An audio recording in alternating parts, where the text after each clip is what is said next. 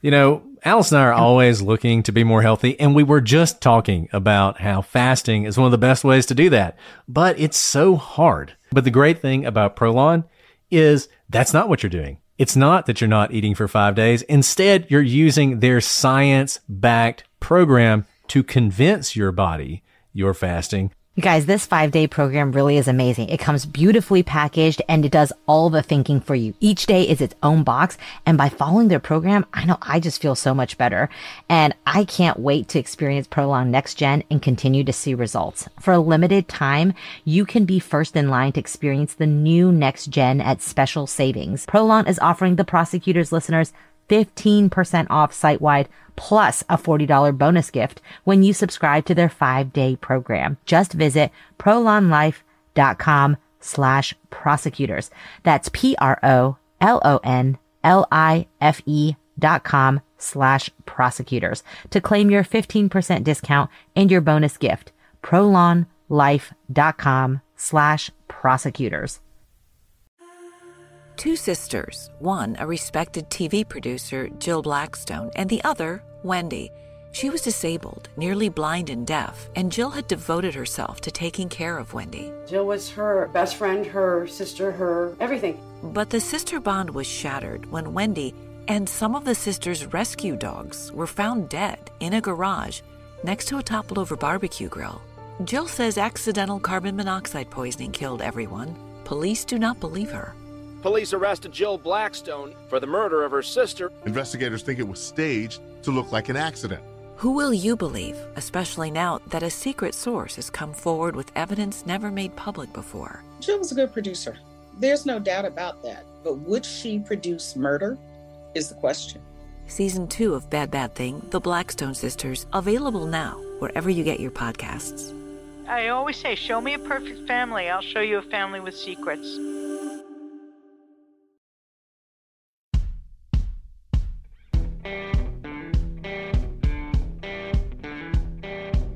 I'm Brett. And I'm Alice. And we are the Prosecutors.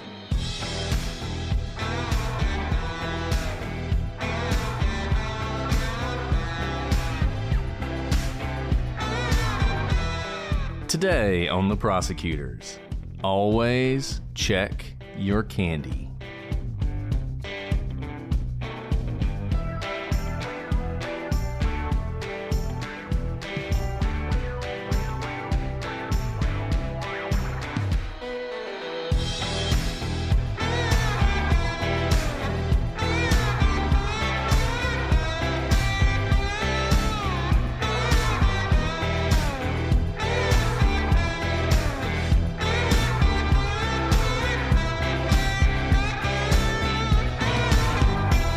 Hello, everybody, and welcome to this episode of The Prosecutors. I'm Brett, and I'm joined, as always, by my ravenous co-host, Alice. Hey, Brett, I see what you did there. Ravenous There for you go. candy. Mm-hmm. Even though Which you don't really everybody eat knows. candy, but that's okay. Oh, contrary. Oh, it's your my kids that don't eat candy. My You kids eat are all not their allowed to eat candy. Excuse me. I eat all their candy. I eat a ton of candy. I eat a ton of gummy bears and a lot of chocolate. Really anything that's sweet. But no, you're right. I'm that monster who doesn't let my kids eat candy. Partly, honestly, because of the story we're going to talk about today. I think this has made every parent's nightmares with regard to candy during trick-or-treating. You know, Alice, you can't live your life in fear. I know we're here at this time of horror and Halloween, but you got to be bold, got to be brave, got to eat your candy, but you probably should check your candy. And look, if you guys wanted a horrific story for Halloween, this one is absolutely horrific. It's one of those stories that it is unbelievable, the depths of man's depravity. And this is one that's going to take us all the way down to the very bottom. It is hard to describe. It is hard to imagine a worse story than the one we're going to tell today. You know, when I saw Brett at the pool earlier today, and this is September when we're recording, so it's still hot, I literally said to him, I was like, this is the worst story ever. I don't want to record tonight because it makes me so sad. whenever we talk about stories like this, and you're about to know what we're talking about. So I don't think we should preface this anymore. I think people are dying for these October episodes, Brett.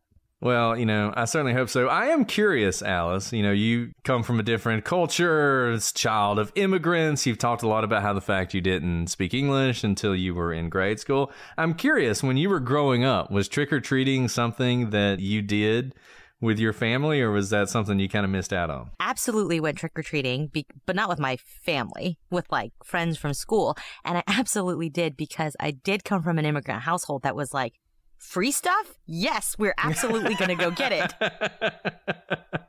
Any other immigrants out there? Like anything free? It was like, you don't need this, but you're going to take it. Like a koozie? Yes, I'll take it. Absolutely. Free candy? Absolutely. I'll take it. Nice.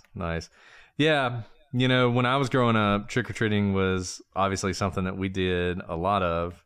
And I can remember, the funny thing, I feel like growing up in the 80s was sort of an interesting experience. Those of you out there who grew up in the 80s, we grew up in a time, it was like the perfect mix of communication and everybody being connected, but not so much that you could easily check things to see whether or not they were true. So the whole like 80s and early 90s, you had the Satanic Panic. You had sort of Dungeons and Dragons as, destroying the minds of children.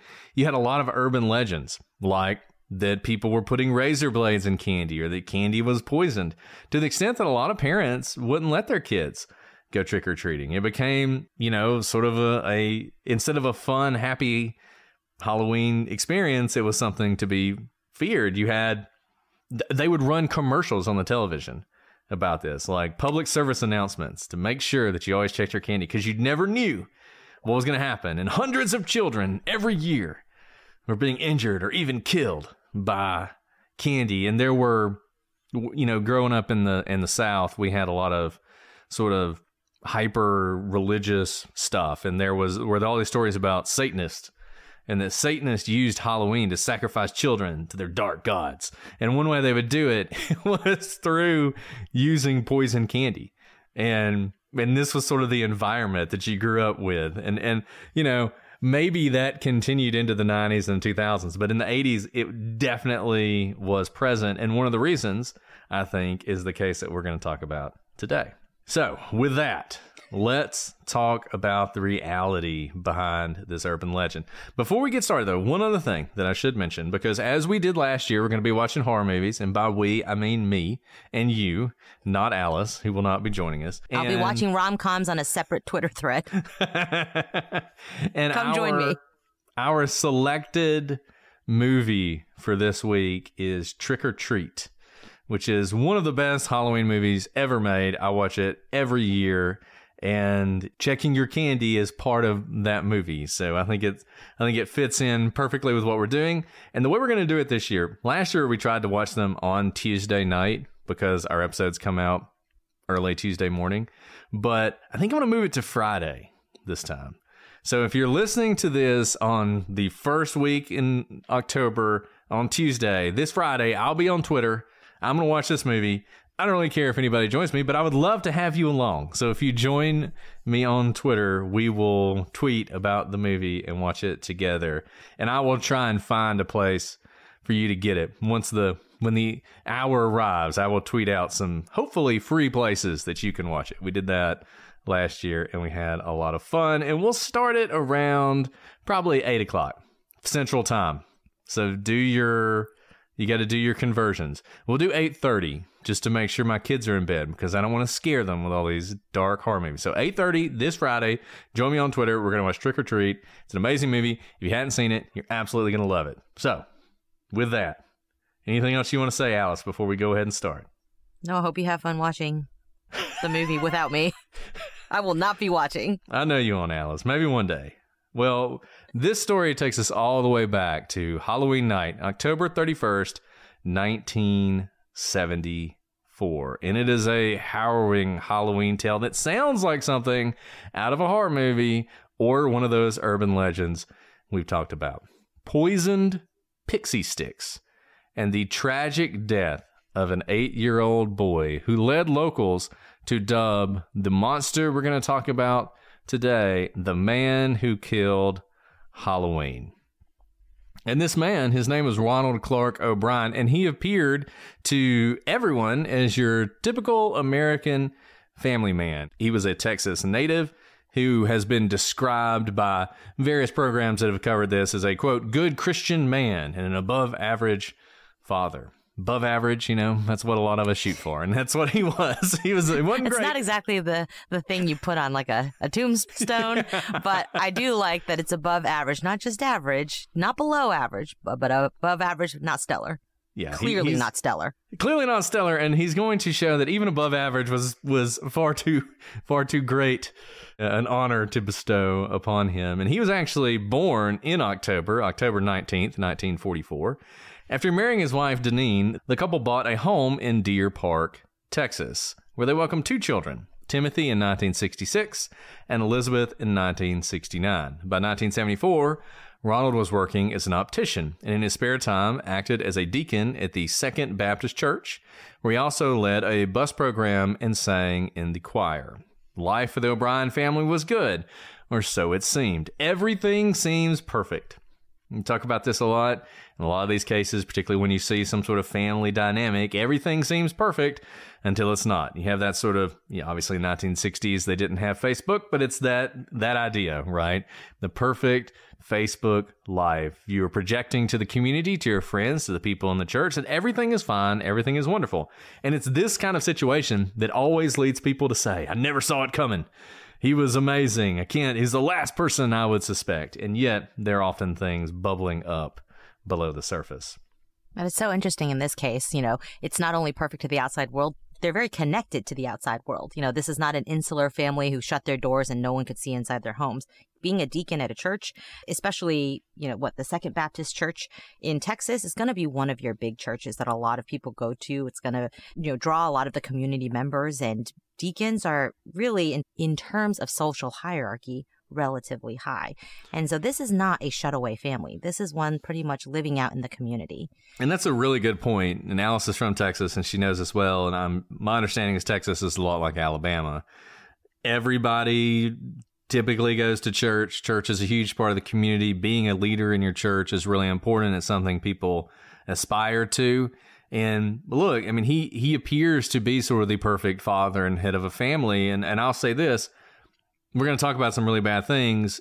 To my knowledge, and in looking into this case, I didn't see anything that during this whole period, he's super abusive or anything. There were problems in this family, and we're going to get to those. But it seems like the problems weren't so much, that he really was a monster at home and he was really sadistic or anything like that. There were other things that are going to come in that show you that this facade is just that. It's a facade.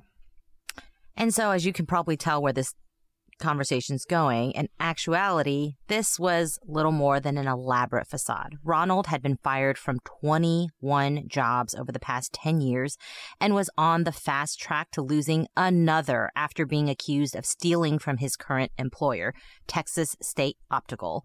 His inability to hold down a job resulted in serious financial trouble for the O'Bryans. Ronald was more than $100,000 in debt and had already defaulted on several loans. He had been forced to sell their Deer Park home and move the family into an apartment in a less desirable area. And now his car was on the verge of getting repossessed.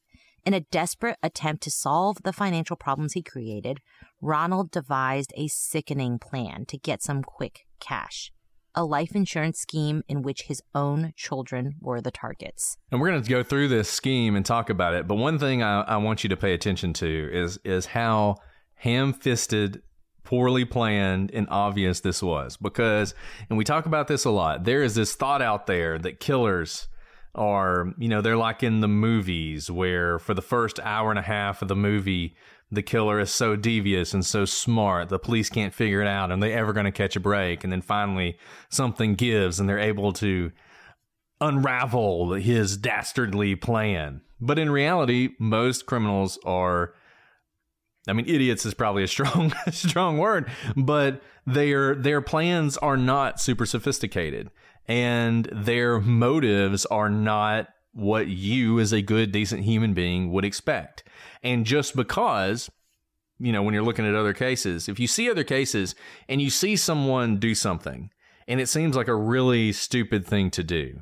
That is not evidence of their innocence. That's not like, well, if he really did it, he probably wouldn't do that. No, people do that kind of stuff all the time. You think back to the Murdaugh case and some of the mistakes that Murdaugh, who was a very smart guy, who was cunning, who had deceived people for decades, and yet he's making some very basic mistakes that came back to haunt him. This case takes the cake for basic mistakes, but it definitely proves that just because you decide to kill someone and just because you plan it doesn't mean it's going to be a good plan. Yeah. And this, I mean, you guys are about to hear the timeline. And this case is like the classic life insurance fraud kind of case. You could not write a more clear case of life insurance fraud. And it's just so sad because in this case, the targets, like we said, are his own small children. So this starts in January of 1974. By this point, as Alice had said, O'Bryan he's facing a lot of debt. He's facing a lot of problems. And so he takes out a $10,000 life insurance policy on each of his children. As most of you probably know, life insurance policies on your children, particularly for that much, which, remember, we're here in 2023. This is back in 1974. That's a lot of money. And it's only going to turn into more money. Usually with life insurance policies for children, if you even have them, there's something like, funeral coverage, that kind of thing, where, God forbid, if anything happens, they can cover that kind of stuff. But taking out large life insurance policies on children is actually pretty rare. Usually life insurance is essentially to replace lost income, and children typically, thankfully, tend to live to adulthood. So it's not a very good, quote unquote, investment either to take out a life insurance policy on your child. Doesn't mean people don't do it. Not criticizing you if you're out there and you did do it, but a $10,000 policy on both children in 1974, that's a lot of money. And it's, in particular, it's a lot of money for someone with money problems. Generally speaking, when you don't have a lot of money, you're not throwing it away on things that you don't really need to be spending money on. And in this case, a life insurance policy on your children is quite a luxury, and not the kind of money that you would expect him to have unless he has some sort of ulterior motive behind it. But that's not it. $10,000 wasn't going to be enough for what he needed. In September of 1974, he takes out an additional $20,000 policy on each of his children. So now, on both kids, he has $60,000 of life insurance coverage. Adjusted for inflation, that is nearly $400,000 today. That's a lot of life insurance, particularly on children.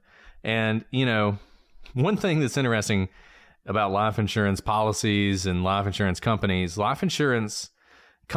often actually have pretty good investigators who work for them because they're always looking out for fraud. If you've read the book, The Furious Hours, it's a great book if you haven't checked it out.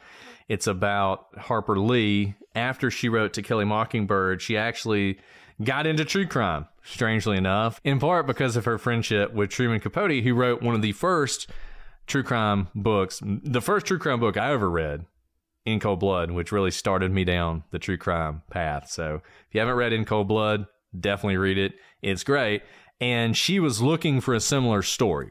She wanted to do an investigation into a murder. She wanted to write a book. She got really involved in this murder of a preacher in Alabama who was actually a murderer himself, and he would take out life insurance policies on people, even people he wasn't related to, make himself the beneficiary, kill the people, and then collect the money. And there's a lot of really interesting stuff about how the life insurance industry developed to start to look skeptically at these kind of policies because they kept having to pay them out, and how they started investigating these murders, even when the police weren't, to prove that they were murders and therefore not have to pay them out. This is an aside, but obviously life insurance is important in this case. And this is a lot of money to take out on children. And I wonder if the life insurance company itself, if any red flags were going up at headquarters when they saw all this money being taken out on children. So these kids at this point are 5 and 8 years old. So very, very young. And remember, with life insurance, there's also usually like a pre-existing illness requirement, right? So if your child is 5 years old, it's kind of strange to take out a life insurance policy because their life expectancy is 70 plus years. And if that child had, say, a terminal illness, that's going to be a very expensive life insurance policy. There is no terminal illness that we know of here. And certainly the life insurance company did not have a life insurance policy for terminally ill children. All this to say is you're right about that, Brett. The marketplace speaks, because I received multiple kind of whistleblower cases from the private sector investigating kind of these types of frauds, because the insurance company had to pay out when they didn't want to pay out, and they suspected fraud, but they don't have the prosecuting power of the government. And so they would refer a lot of these cases for investigation. And so I read through many of these files, and it was really interesting because these companies obviously have their own bottom line money at stake. And so they put together these incredible case files that obviously would benefit them, because if fraud was caught, they wouldn't have to be paying out. But it was amazing to see kind of file after file from these insurance companies. Not all of them panned out to be fraud, and not all of them were fraud through murder either. So, there's that angle as well. But it is very interesting when you have like a marketplace like life insurance and how that plays into criminal conduct. So that brings us to October 31st, 1974. By this point, $60,000 in life insurance is on the table, and O'Bryan calls his insurance agency. I'm sure this was just a coincidence. He had some questions about how he would go about collecting on that insurance policy should anything happen to his children. That call happened at around 9 a.m. the morning of Halloween. So, Halloween, the day that most kids are very excited to dress up and go trick-or-treating and get some free candy.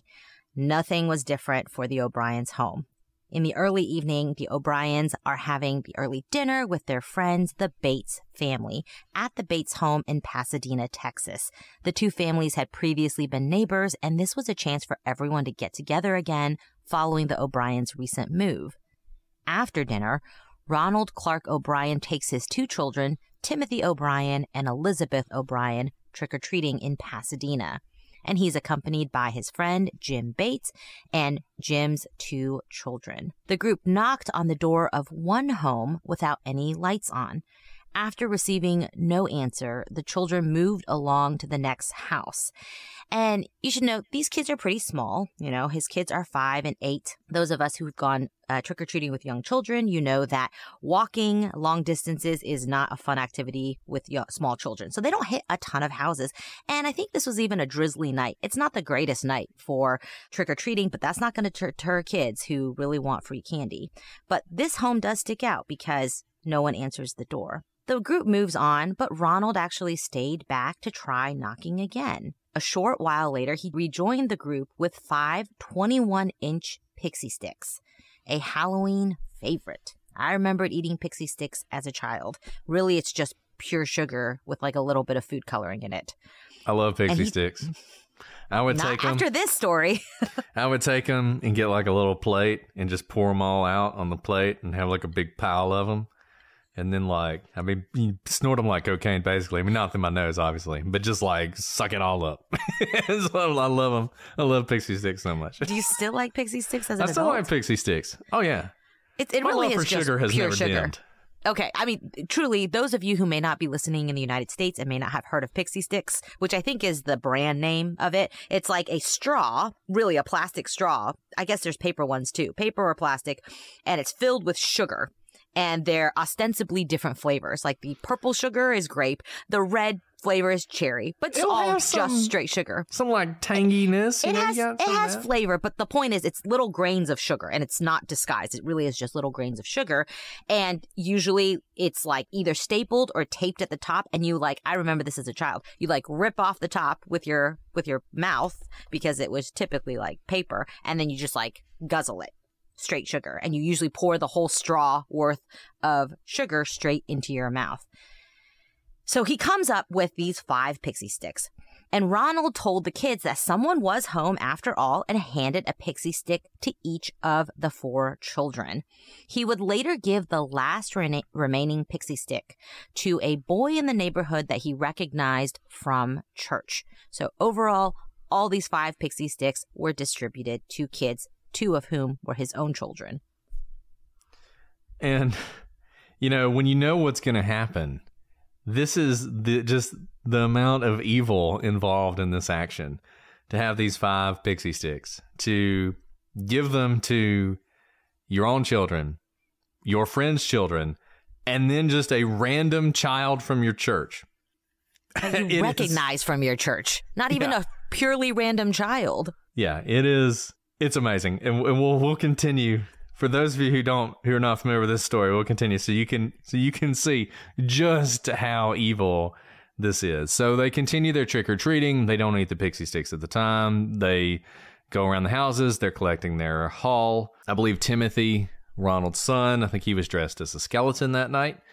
So the night wraps up, and Ronald says to his kids, each of them can have one treat before bed. And he suggests the pixie sticks. Well, his daughter Elizabeth didn't want anything. She didn't want anything to eat, so she refused the pixie stick.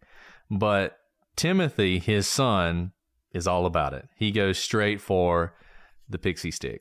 Now, this was, as Alice said, ordinarily these would be sealed, but this pixie stick had been opened and then had been stapled at the top. So they took out the staple, which reopens the pixie stick, and they noticed that the sugar inside, as Alice said, it's just these little grains of sugar, is all clumped up. So it's not the sort of free-flowing grains of sugar that you would expect in a pixie stick. But whatever, who cares?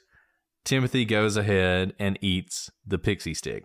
He immediately complains that it tastes bitter, but his dad tells him, probably no problem. He gives him some Kool-Aid to wash down the rest of the pixie stick. Well, it did not take long, minutes, before Timothy started crying out in pain. At this point, he starts to convulse. He is vomiting and gasping, foaming at the mouth, until his body suddenly goes limp in his father's arms. He will be dead before he even makes it to the hospital, having been pronounced dead on arrival at 10:30 p.m. Probably comes as a surprise to none of you that after an autopsy was performed, the medical examiner, Dr. Joseph A. Jakominski, determined that his cause of death was cyanide poisoning, and he had in fact consumed enough cyanide to kill 2 to 3 grown men. So the police respond to this, and they are freaking out. This sounds to them like someone has poisoned the candy that the children have gotten with cyanide. They are rushing to the homes of the other children. They go to the Bates house. Remember, these were the friends of Ronald's that had gone with him. Fortunately, neither of the children had consumed the pixie sticks since their parents didn't want sugar getting all over the floor. Those pixie sticks also contained cyanide. The last remaining pixie stick had been given to Whitney Parker. Whitney Parker, as we said, was a child that Ronald recognized from church. The boy's parents found Whitney in his bed, the candy still clutched in his hand. Fortunately, he had tried to get into the packaging to eat the pixie stick, but by some miracle, he had not been able to get it open and actually fell asleep trying with the pixie stick clutched in his hand. That pixie stick also contained cyanide. Had he been able to get into it, he would have died as well. So as tragic a story as this is, and as tragic a story as the death of Timothy is, all 5 children were very, very close to dying, and it was only by the whim of fate that 4 of them survived. I mean, as a parent, the image of Whitney, of his parents running into his room with him clutching the unopened pixie stick, brought me to tears. I mean, truly brought me to tears. But, but for like the intervention of a greater power, he would have gotten into that pixie stick because, like you all said, walking in and seeing him with it in his hand, in his I would bed? think he already ate it. Exactly. I would think that he's already dead, is what I would think as a parent. But truly thank God this was not a quintuple murder, but there was enough cyanide to kill all of these 5 children multiple times over. And going back to why Timothy ate that particular pixie stick, his dad urged him urged both of them to eat candy that night, and not just any candy, but a pixie stick. And just because Elizabeth, a 5-year-old, perhaps she just had stronger opinions, I don't know many kids who would turn down sugar. Again, incredible that she chose not to eat the candy. It is not surprising to me that Timothy ate candy at his father's urging. Usually parents are telling you not to eat candy before bed, not the opposite. You wouldn't turn that kind of opportunity down.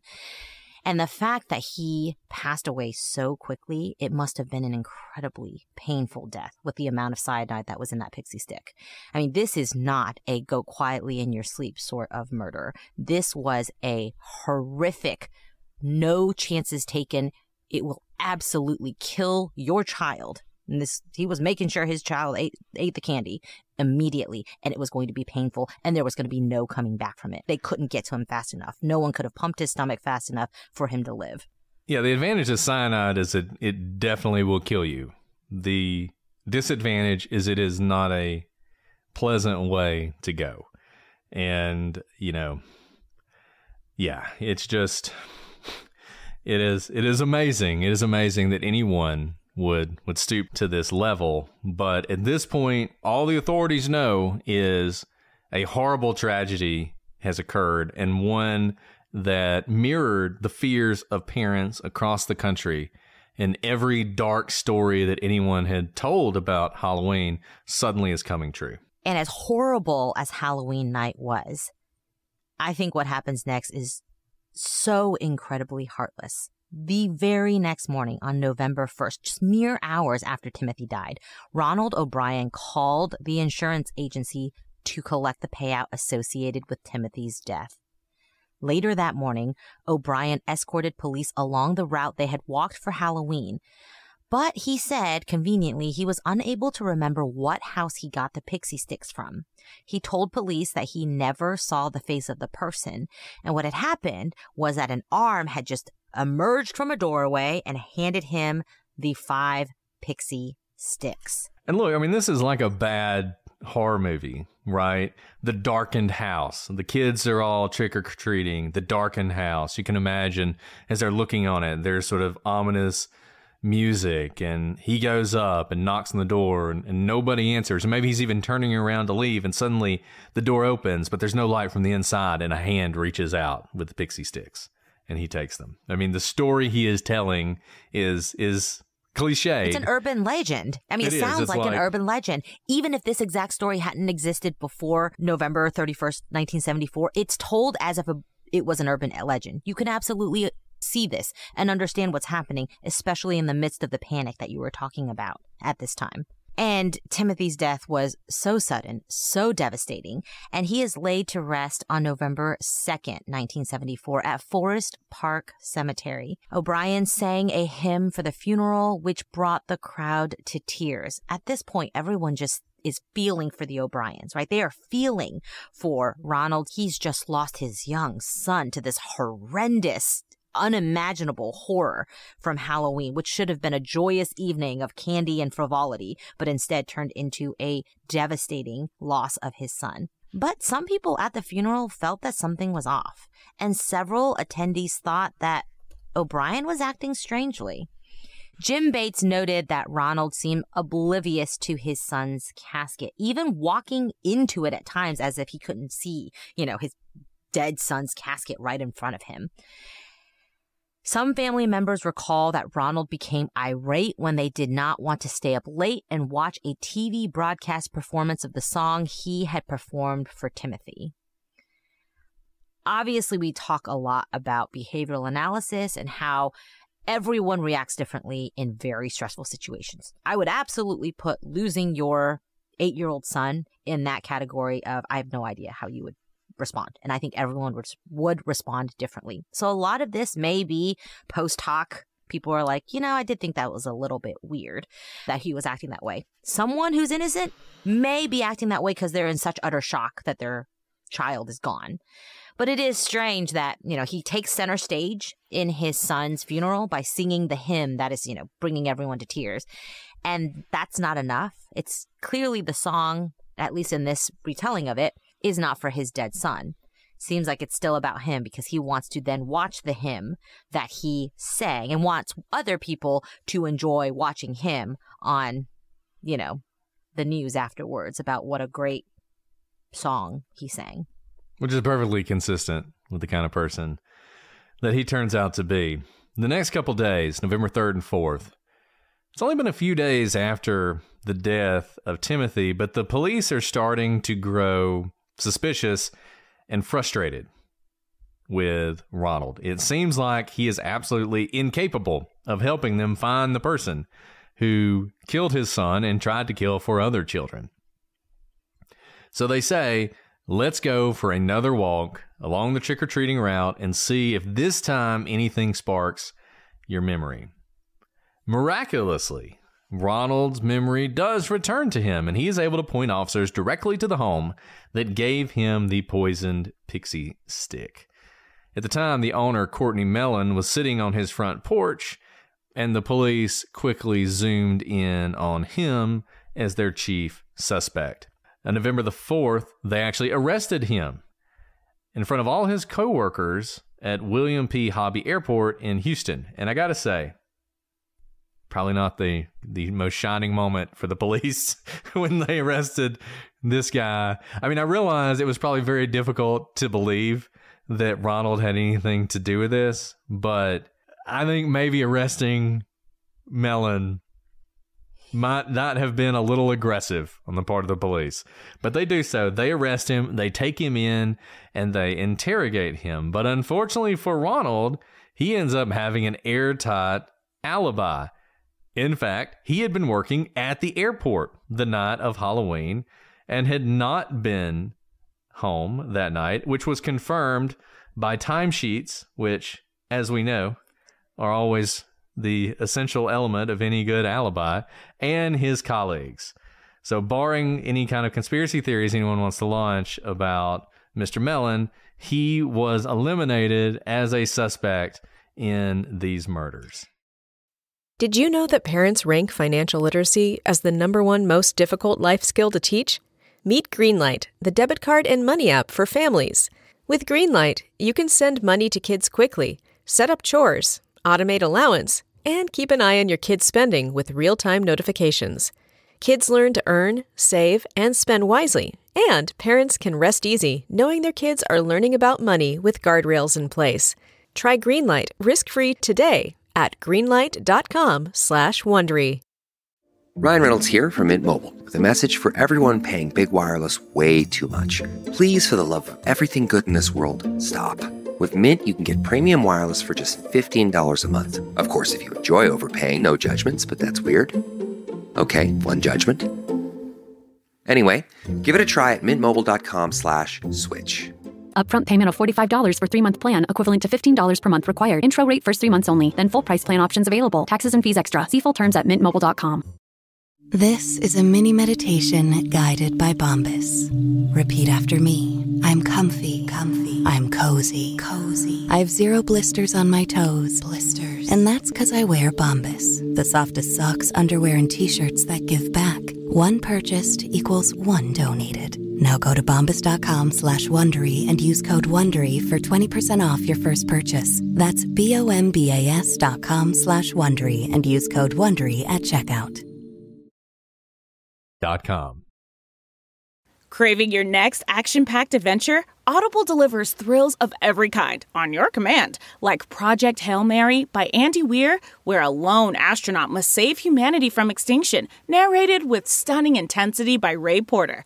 From electrifying suspense and daring quest to spine-tingling horror and romance in far-off realms, unleash your adventurous side with gripping titles that'll keep you guessing. Discover exclusive Audible originals, hotly anticipated new releases, and must-listen bestsellers that hook you from the first minute. Because Audible knows there's no greater thrill than the one that speaks to you. Discover what lies beyond the edge of your seat. Start your free 30-day trial at audible.com/WonderyUS. That's audible.com/WonderyUS. And, you know, very good for him. He works at a very busy place. It's not like he works in a one-man, cubicle, on Halloween night. He works at the airport where there are a lot of people who see him. I think there's something like, a couple hundred people who actually confirm seeing him at work. And so his alibi was backed up not only by his timesheet, but a bunch of eyewitnesses were like, yeah, he was absolutely at work. And side note, Hobby Airport is like one of my favorite airports in the whole United States. It's just such a great airport. It's so convenient. But to note about Hobby Airport, it is not a huge airport at all. It's a very, very small airport. In 1974, it was probably smaller, meaning that it's almost like a small community. Mellon wouldn't just fade into the background. People would absolutely know he was there, and they did. So yeah, the police did a little bit of a mistake here when they arrested him. But you can understand why they were doing this. They are panicking. They're 4 days out of Timothy being murdered, and 4 other small children could have been murdered. They don't know what else is out there, if this person's going to strike again, if those were the only pixie sticks, if there's more pixie sticks, if he poisoned Snicker bars. Who knows what this monster has done? So they were completely wrong in arresting him, especially in such a public manner. But it puts you into where the police were. They were panicking, trying to figure out what this was, hoping to prevent more deaths. But at this point, with Ronald having fingered the wrong guy, the police are pretty certain about who did this.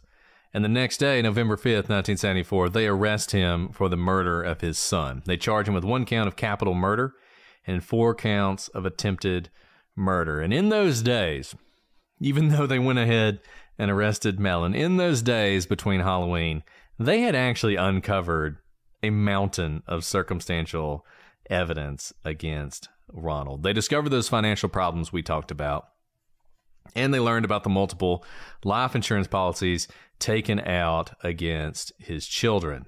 And they also learned that he was very interested in how those life insurance policies paid out. They knew that Ronald was the one who had given the pixie sticks to his children, and when asked to confirm who gave him the candy, at first he couldn't recall the house, and then all of a sudden he's pointing to a house of a man with a rock-solid alibi. They found a piece of adding machine tape on which Ronald had written out a list of his bills, the amounts of which were almost exactly what he stood to gain from the life insurance payouts. During a search of his home, investigators found a, quote, pair of scissors with plastic residue attached, which were similar to that found on the cyanide-laced pixie sticks. As we said, the pixie sticks were already open. Someone had already cut them open. And here the police are finding the pair of scissors that were used to do that. Ronald was also taking classes at a local community college, and in what I guess is sort of a 1970s version of Google, he asks his professor questions like, what's more lethal, cyanide or another type of poison? An interesting question someone might ask before a family member suddenly dies of poisoning. The police were able to nail down that Ronald had looked into purchasing cyanide and had inquired with several chemical companies about how to get his hands on it. And in what always seals the deal for the police, whether it's admissible or not, and whether we agree with it or not, he failed a polygraph test. So in the eyes of the police, they knew exactly who did this. It wasn't a bunch of Satanists with poisoned pixie sticks. It wasn't a neighbor who wanted to take out his frustrations out on children. It was the father of the victim. Which I can imagine the police don't even want to believe, just like we don't want to believe can be possible, this level of depravity. And Ronald does not go down easy. He doesn't put down his head in sorrow and admit that he's been wrong, that he was the murderer. He, in fact, goes to trial. And on May 5th, 1975, that's just what happens. His trial begins. He entered a not guilty plea, claiming that someone had given him the candy and he was unaware they were poisoned.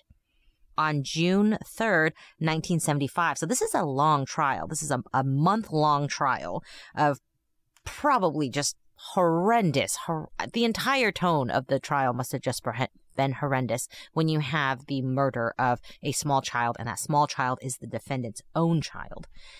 And the jury wasn't buying what Ronald was saying about his innocence, because after the conclusion of trial, they deliberated for just 46 minutes before the jury returned a guilty verdict on all 5 charges.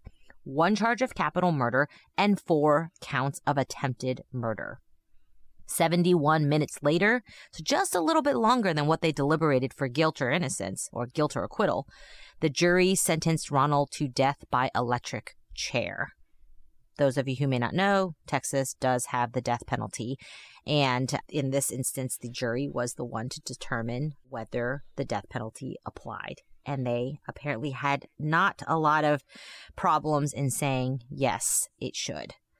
On September 26th, 1979, Ronald would appeal his conviction several times, but his conviction and penalty were upheld by 8 state and federal courts over the span of 9 years. A lot of you have heard us talk about the appeals process, especially for death penalty cases.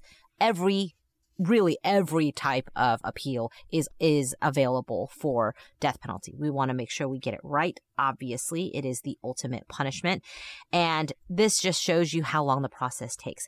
Ronald took advantage of every single appeal. He appeared before 8 different courts in the state and federal systems with his appeal to overturn his conviction and overturn his sentence of the death penalty. And all 8 courts said no. The district court, the jury's verdict stands here. And it took almost 10 years after the trial. And if there ever was a case where someone deserved the death penalty, it is this one. And on March 31st, 1984, that sentence was carried out. Although he was initially sentenced to death by electric chair, in 1977, Texas had adopted lethal injection, and on that date, O'Bryan was executed by lethal injection. Now, even up until the last moment, he maintained his innocence until the very end, which just goes to show you, we talk about this sometimes, people sometimes just assume that eventually murderers will confess. You know, they will admit what they did, and the fact that they maintain their innocence to the very end is that maybe they are innocent. Well, this guy was not innocent, and he maintained his innocence until the very end, refusing to take responsibility for his son's death, even as they were slipping the needle into his arm. And if you don't like him up to this point, you're going to like him even less after I read you his final words. This is what he had to say right before he was executed for murdering his son. What is about to transpire in a few moments is wrong. However, we as human beings do make mistakes and errors. This execution is one of those wrongs, yet doesn't mean our whole system of justice is wrong. Therefore, I would forgive all who have taken part in any way in my death. Also, to anyone I have offended in any way during my 39 years, I pray and ask your forgiveness, just as I forgive anyone who offended me in any way. And I pray and ask God's forgiveness for all of us, respectively, as human beings. To my loved ones, I extend my undying love. To those close to me, know in your hearts I love you, one and all. God bless you all, and may God's best blessings be always yours. Ronald C. O'Bryan. P.S. During my time here, I have been treated well by all TDC personnel. So those were his last words, even until the end, not accepting responsibility for what he had done to his own children. You know, what really hits me about that last statement of his is he asks for the forgiveness of everyone in his life that he's ever offended, but not his son, right? The one he brutally murdered. And I mean, that entire statement sounds just dripping with self-attention and falsehood because of that one point that he cannot say that he killed his own child. There's absolutely no remorse there in his life. Everything is kind of generalities. Oh, anyone who I've offended, please forgive me. May God's blessing be upon you. I mean, he's speaking as if he were giving a sermon as a deacon at his Second Baptist Church. And those of you out there who are parents, you recognize something about Ronald. If you gave your child, accidentally, through no fault of your own, if you gave your child the piece of candy that was poisoned and killed them, it would not matter that you had nothing to do with it. You would blame yourself for the rest of your life. You would question it. You would live it again and again and again. And you would feel so much guilt for that, even if you didn't poison it. And at no point does he show any guilt or remorse for what happened, even if he's completely innocent, which he's not. And it is striking to me that there's the level of depravity in this man. I mean, he is As we often say on the podcast, a lot of people who do monstrous things aren't monsters. This man was a monster. That's a really fair point, because I hate child killers. I hate parents who kill their children. And in some ways, I'm glad that I cannot relate to this man at all. And I do think he is just absolutely a monster, because it makes me feel like maybe there are a few parents like that out there. So on this night, a crowd of nearly 300 people were gathered outside of the Texas State Penitentiary for the execution, shouting cheers of trick or treat and throwing candy into the air. At 12:38 a.m., after nearly a decade, the man that had come to be called the Candyman and the man who killed Halloween was dead. You know, in some ways, obviously this story touched so many people because of just the horrendous facts. But these executions usually happen very close to midnight because there's usually appeals up until the last moment. There's usually an order from the governor of when you can execute a person. So it has to be that day, which is why his time of death is about 12:38. And I note that because this is very, very late at night. These penitentiaries where the death penalty is given is in the middle of nowhere. Yet 300 people drove out to the middle of nowhere at midnight, essentially, and probably stood around for hours because executions do take a long time, waited to see Timothy be vindicated, is like a morsel of a silver lining for this child whose own father didn't care enough to ask his forgiveness or to ever admit what he had done. But 300 people and many, many more around the nation, and now, many, many years later, we're hearing his story again, do hold Timothy in their hearts. And thank God for that, because as much as we've been talking about this monster, what is so devastating about the story is that Timothy, at 8 years old, lost his life for something as stupid as his own father's financial improprieties, right? He didn't do anything wrong at all. He literally lived, and his life was worth money because his dad put money on his life and then took him out in order to pay off his own debts. And I just want to say again, because the longer I do true crime, the more surprised I am at the people who listen to true crime. Because I would think when I started doing death penalty litigation and seeing why people kill people, it was a real eye-opener for me, because I came to realize that people murder people for nothing, just nothing. And I'm always surprised by the people who listen to true crime, who pay a lot of attention to true crime, who have a hard time believing any motive. Because when you learn about these stories, you just learn at how terrible people can be. And we keep going back to Murdaugh, because people just couldn't believe that Alec Murdaugh would kill his child over money. That's crazy. It's just money. Why would he do that? And it's like, people do it all the time, and it's terrible, and it's horrible, and it's a horrible thing to say, but this is the ultimate of that. Like Alice said, that was the only reason he did this. It was a pure financial transaction. As somebody in the chat said, if he didn't have money problems, he wouldn't even have done this. It was just a practical thing. Like, I need some money. What's a good way to get money? Oh, I'll kill my son. I mean, that's essentially what he did with that level of emotion. And look, I am both never surprised by why people kill people and always shocked. Somehow I have both of them in my mind. Like, I can't believe someone would do that on the one hand, but on the other, I'm like, yeah, that's exactly the kind of thing people do. And you see that in this case. Absolutely. So I have to take a moment because it's just so sad. But as you can tell, this has probably spurred a lot of urban legends. And a lot of you, I know, may be thinking, I'm never letting my kids go trick-or-treating, or I'm never going to let them eat candy, even though you now know this story, as horrible as it was, wasn't some random evil person sitting in their home reaching their hands out to poison kids. This was a father doing it to his own child and tried to do it to his friends' children and then someone he knew from church as well. But though it might be hard to believe, this is not the case that started the poisoned candy hysteria. That was already a real concern for parents, and really, I would say Ronald just capitalized on this concern. It's believed that O'Bryan was, channeling this fear when he came up with his master plan to cancel his debts. Prior to this point, there really weren't any documented instances of poisoned Halloween candy, at least to this extent. But there was so much allure around it that many people believed this was happening all over the country. So take that into consideration. Everyone thought this was happening. Parents were panicking all over the nation. It was probably talked about on the news. It was the stuff of urban legends and movies and books. But there was not a single documented instance of it until the O'Bryan case.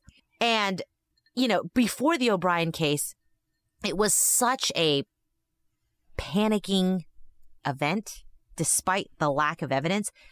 I want you to note this, that even the New York Times issued a warning about it without it ever having been a real case. This is just one of those things where I'm like, watch what you read. Be careful what you think is supposed to be panic-inducing. And I unfortunately think Ronald, seized on it. And the police clearly were acting on that type of panic when they arrested Mellon, because everyone was hysterical. The New York Times had issued a warning before the O'Bryan case had happened, and now this was every parent's worst nightmare. We have to catch this monster. And also, this might be happening all over the nation, but it wasn't. And although there was no documented deaths by Candy, O'Bryan wasn't the first to do something like this, unfortunately. In 1964, 10 years earlier in Long Island, a woman named Helen File handed out poison ant traps as candy that contained arsenic. Now, it wouldn't have killed anyone, but it would have made them very sick. She also gave kids dog biscuits and steel wool. She would say that she did it as a joke to get back at older kids who were trick-or-treating, but it sounds terrible, right? Like, none of those things would have killed anyone. The arsenic would have made you really, really sick. The dog biscuits and the steel wool, like a really terrible trick, not funny at all. And ultimately, law enforcement agreed. She was charged with child endangerment and given 2 years suspended, meaning she didn't actually spend any time in prison. But someone else did do something like that. Nothing to the degree of what O'Bryan did, though. And it turned out that she had some real mental health issues, which is probably not a surprise.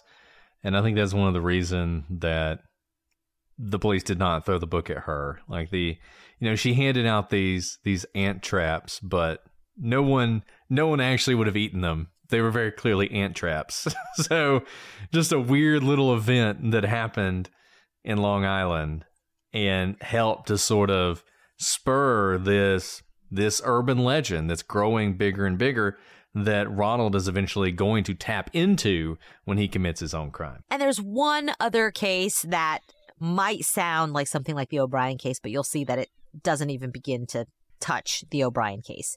In 1970, 5-year-old Kevin Toston died of a heroin overdose. Devastating.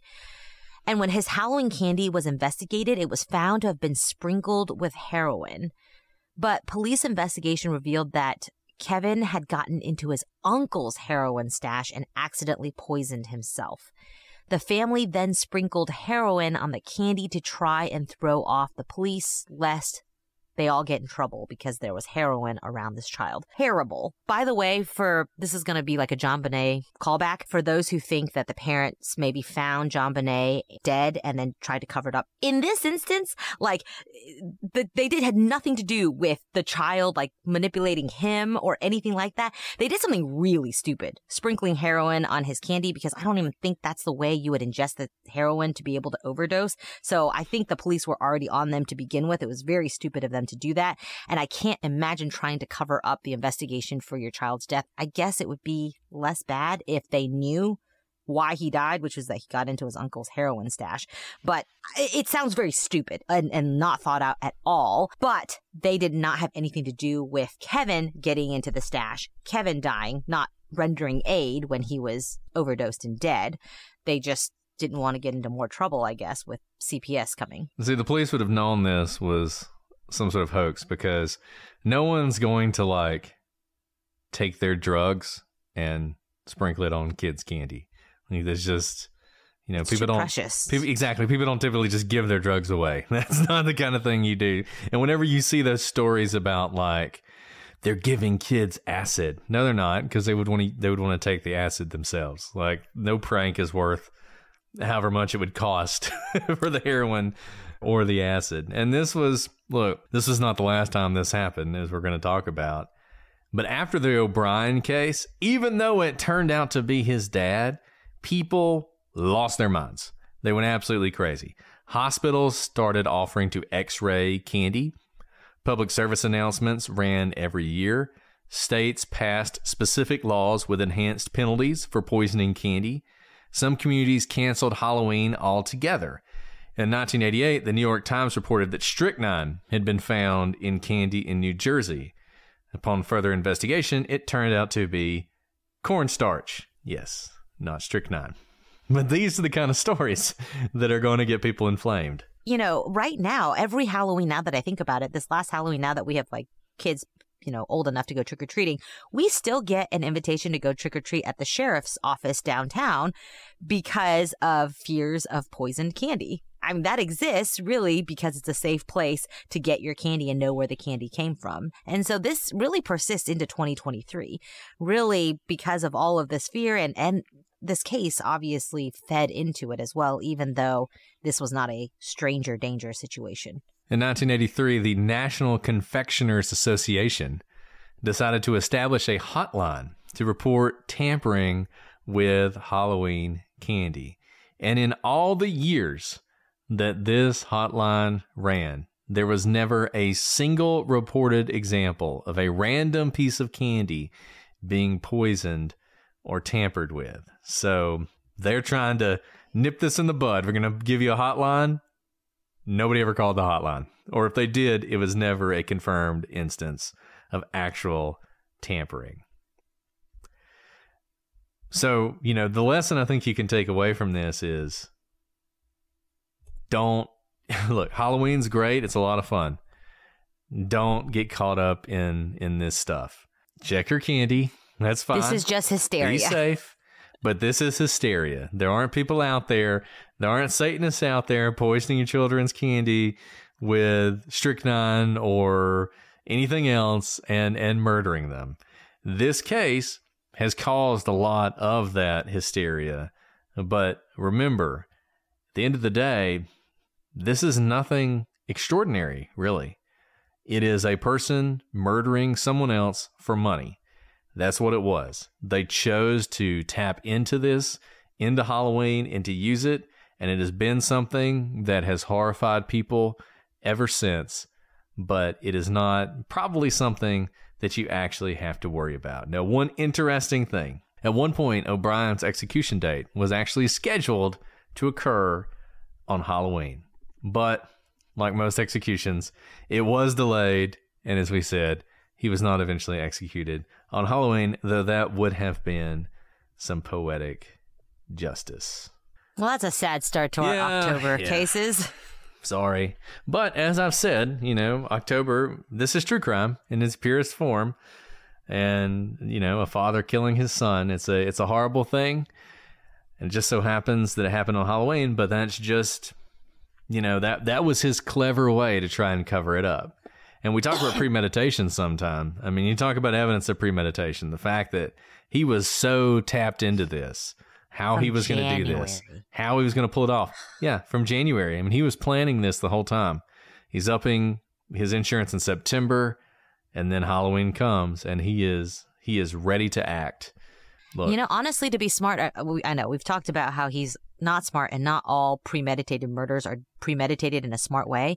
But what he should have done is waited a couple months, because a lot of kids keep their candy around for a while, truly forget, even the other children forget where the candy came from. It would be a lot harder to trace if you're 3 weeks out, 4 weeks out, and around Thanksgiving, like, where did that pixie stick even come from? Did it even come from Halloween? Or did it come from many different ways that a kid can get candy? From school, treasure box, a kid on the playground.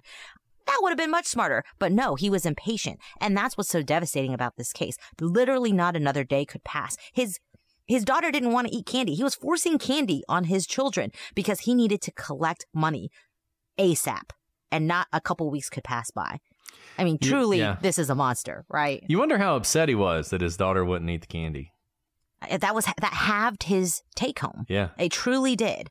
And that is just so sad. And here's also why it was stupid of him to not wait. If his son wanted it and his daughter didn't, you're not going to get a second shot at this. She's not going to then be able to eat the candy and die later. So he's already halved his take home. If I were him and you wanted to be smart about it, you say, Timothy, you know what? It's late. Let's all go to sleep and we'll have our treat in the morning. And then in the morning, make them both eat it. Because if they died at the same time, no one could intervene in order to stop the murders. The problem is you're not evil enough, Alice, because in addition to killing his own kids, he was going to kill 3 other kids to cover it up, right? Like those kids were going to die too, so that it was, it covered up the murder. You couldn't trace it, so they had to die that night. He did like the five people closest to him, though, which is so stupid. Anyways, we've talked enough about the stupidity. It's more the anger that's coming out because it was truly just for money. It wasn't even anything special. It wasn't a devastating custody battle. It wasn't that his son, needed a lot of services and he didn't have the money to pay for it. It was nothing like that. It was just his failure at life that caused his son to die.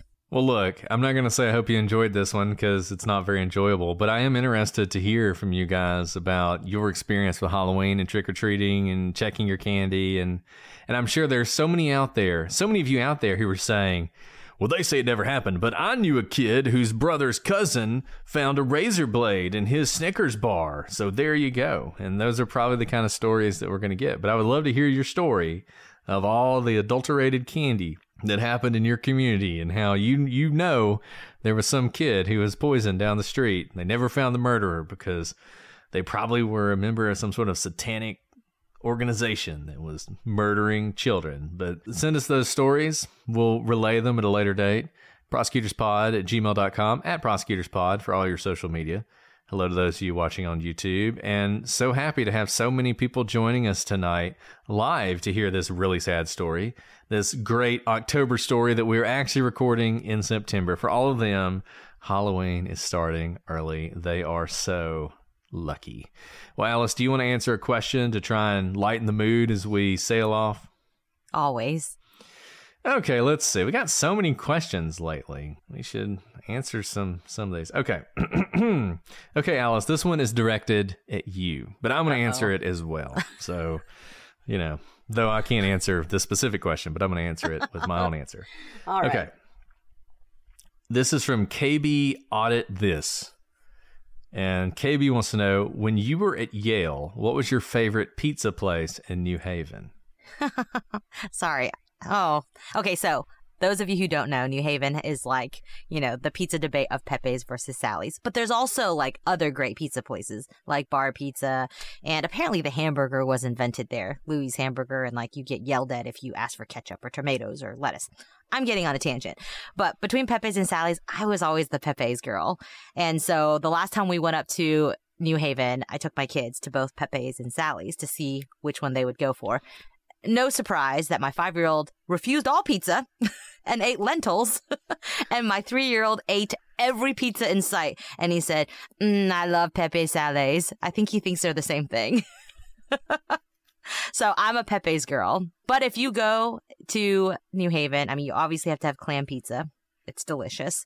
And mashed potato pizza at Bar Pizza is also fantastic.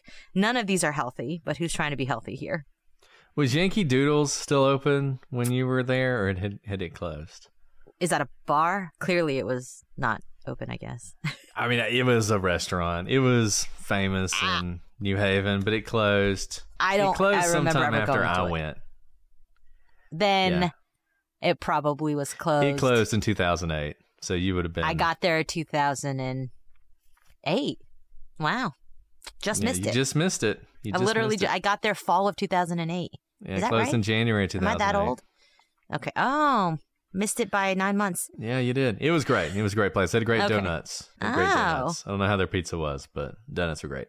Okay, there's great food there. Okay, what's your favorite pizza? Well, when I was at Harvard, I don't know that I had a favorite pizza place, but there was this place right next to the law school. No, you have to pick New Haven pizza. Everyone's here for the New Haven pizza debate. I don't know anything about New Haven pizza. I didn't go to Yale. Okay, so I didn't have that. I just went to Yankee Doodle's. Harvard. One of the times I went to see Harvard beat Yale in the game, I stopped by Yankee Doodle's because it was famous, and I had it. Anyway, Alice, when I was at the law school, there was a place called Three Aces. It's since closed, unfortunately, because the law school took over the building it was in. And Three Aces was like, if you went to Harvard Law School before Three Aces closed, it basically got you through at least one L year, maybe all 3 years there. And man, it was a combination of like Greek food and Italian food. And so they had like great like Greek food, but also good pizza. I'm not going to say it was great pizza. It was good pizza. And then like ravioli and all that stuff. It was great. It was great. That's going to be mine. So anybody from delicious. Cambridge will know what I'm talking about. So I didn't know that mashed potato pizza. I forget that other people may not have mashed potato pizza before. Mashed potato pizza is actually not at Pepe's or Sally's, which is the historical pizza debate. For those of you who may be like totally wondering, it is as amazing as it sounds. I don't know how to describe it. I don't think there's even cheese on it. I'm sure there's cheese on it. I think it's just a glob of butter. It's like mashed potatoes, like an inch, maybe 2 inches of just like creamy mashed potatoes with bacon bits stuffed in it and on a pizza crust. And it's oven baked or stone fire, whatever baked. And it is delicious. It is absolutely amazing. We've talked about our comfort foods, mashed potatoes being one of them. Mashed potatoes on pizza is like creme de la creme. I was at a pizza place a few weeks ago, about a week ago, and somebody ordered a pizza, no cheese, with broccoli. And I was like, wow. So like a frittata? Yeah, I mean, I guess it was pizza. Were they trying to get sauce. like... They were trying to start a brawl. Yeah, I mean, and you people get upset about pineapple. I mean, that was like... Oh, my goodness. Wow. That's really funny. That's really, really funny. Okay, I'm going to answer one more for tonight. This one's directed at me, and Alice will have no answers for this. This is from W.A. Islander, and they ask, with spooky season around the corner, perfect time for us to do this, I would love some horror movie recommendations. So, obviously, for this episode, we're going to watch Trick or Treat, which is an amazing movie. Amazing movie. One of the best movies ever made about Halloween. And it's set on Halloween night. Great movie.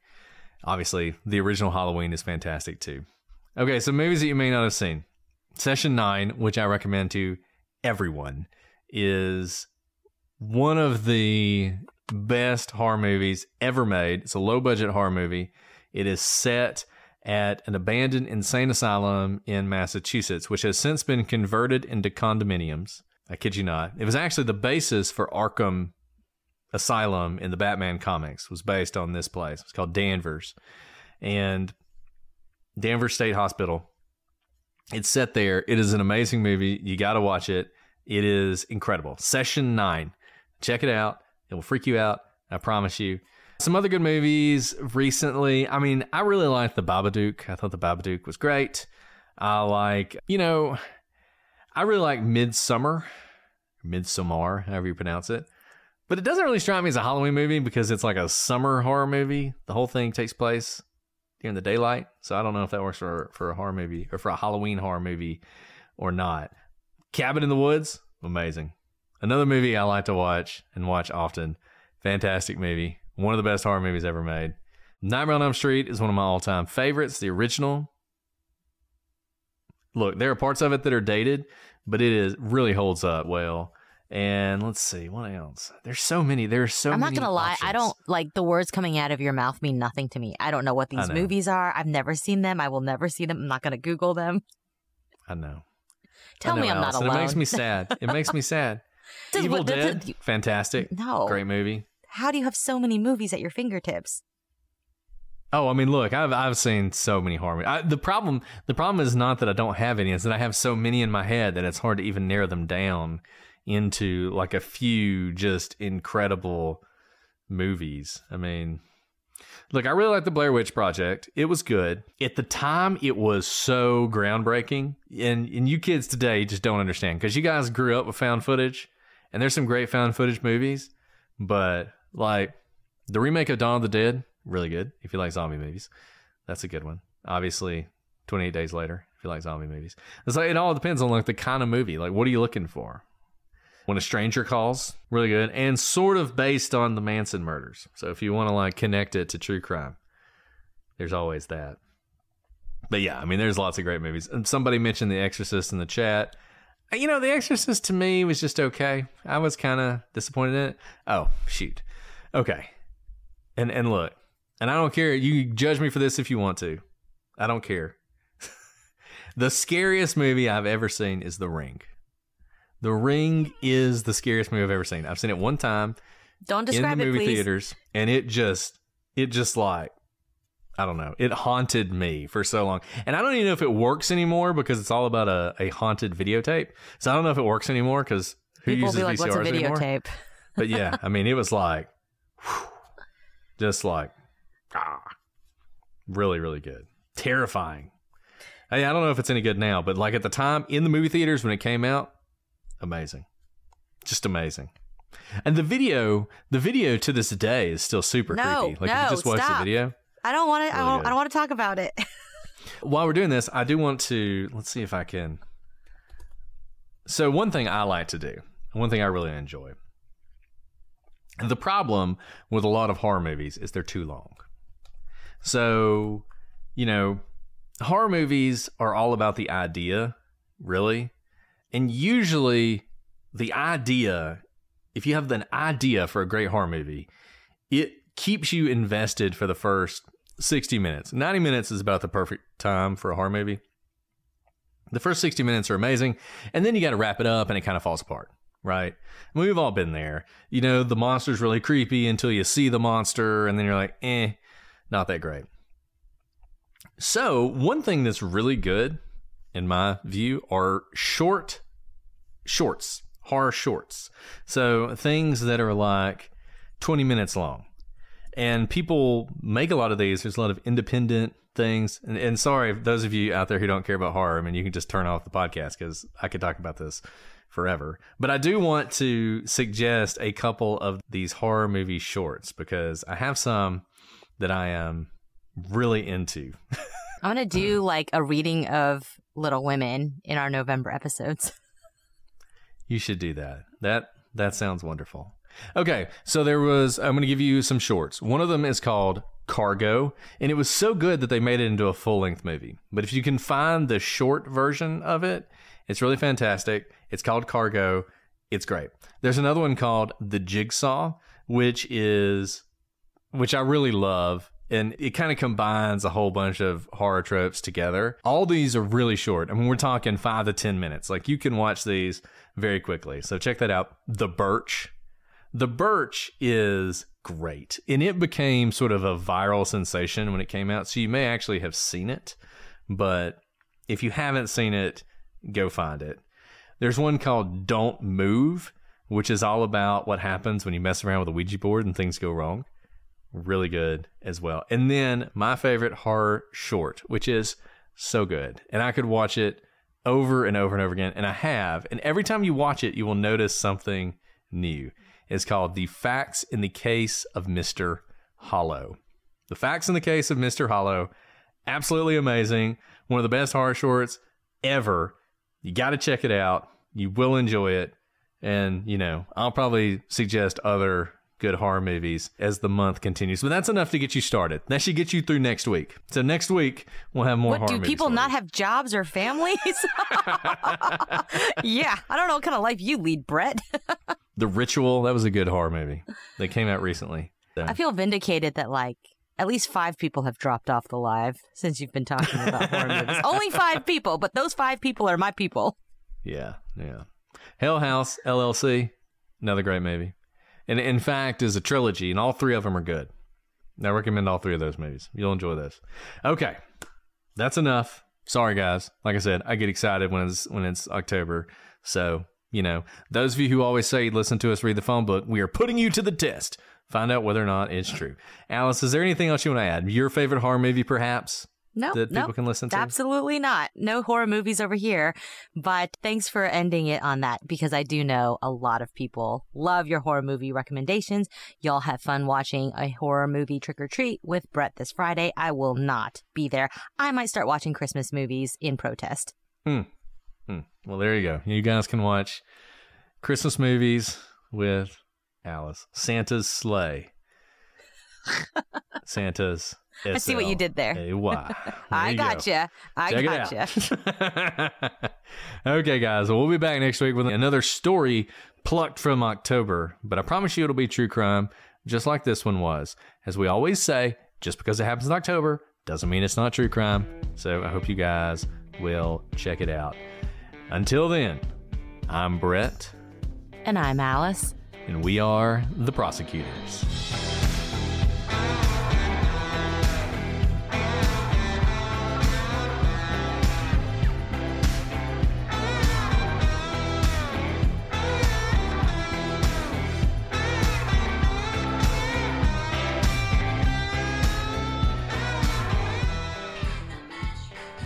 hope my sound's okay. I'm really sorry, You Jason. sound great to me. Okay, I'm glad because I'm not kidding you. My podcast equipment was like in 8 parts. It was like the Grim Reaper in here, and I was like trying to find it.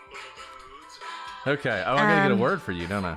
I just always forget. It's like we've been doing this for so long. You'd think I would have it down, but I don't. You think you would. But I don't. I don't have it.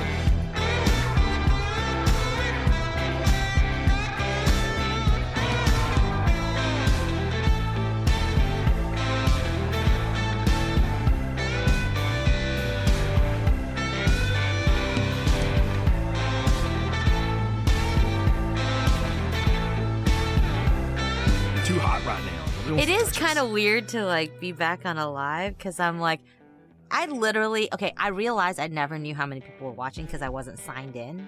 Like now I'm signed in so I can see it. So I really actually never knew how many people were watching. And in my mind, I still think that like 3 people listen to us, like our spouses and maybe 1 extra person.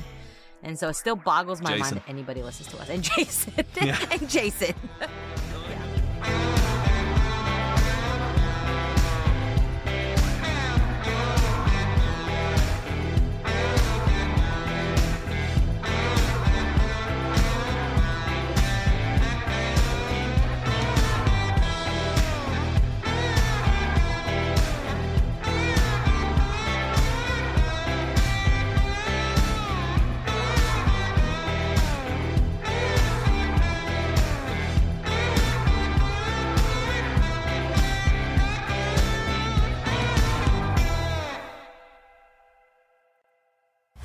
It's a streaming hot summer on Pluto TV featuring hit blockbusters during popcorn summer movies.